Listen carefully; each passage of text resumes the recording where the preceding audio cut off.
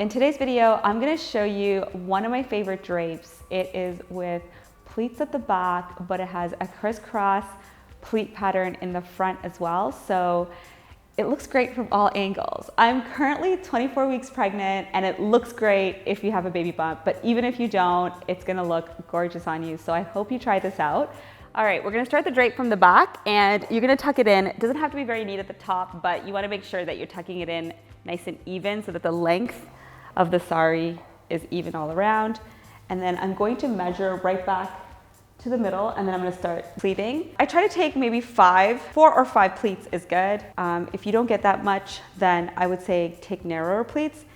And it's fine to do that because even if they open up, there's the back, so it doesn't really matter. You just want to make sure that you have at least 4 or 5 pleats. And then you want to tuck it in, and it's helpful if you're doing this with a mirror or with someone to kind of spot you, and you want to make sure that it's center. Okay, and then you want to tuck it in. All right, the rest of the sari, you want to take and pleat your pallu. So I'm going to take very rough pleats.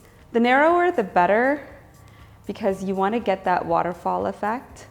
And I find that if you have too wide pleats, then you don't get as many pleats, and then you kind of lose out on the waterfall effect. So I'm just going to pleat this all the way through.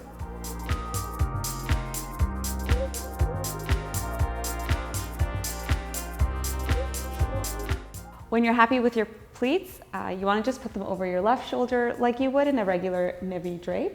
And then make sure the pleats here are nice and neat and that you're happy with how they look. And then if you have a little bit of extra fabric like I do here, you can leave it like that, or you could even tighten it up a little bit and take some extra pleats.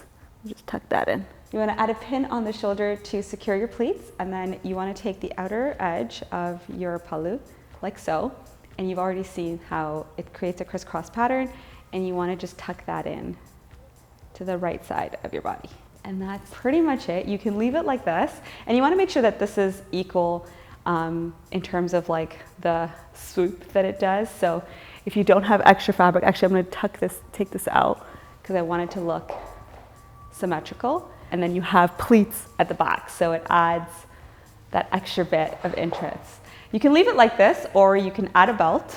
And that's it. I love this drape because it's super quick and easy, and even if you're a beginner, you should definitely attempt this because it turns out amazing every time. I'd recommend a fabric like this, where it's a lace sari or a mesh sari, but you can even try it with silks and kanchipuram and heavier saris. It might just be a little bit more difficult. And I'll see you in a future video.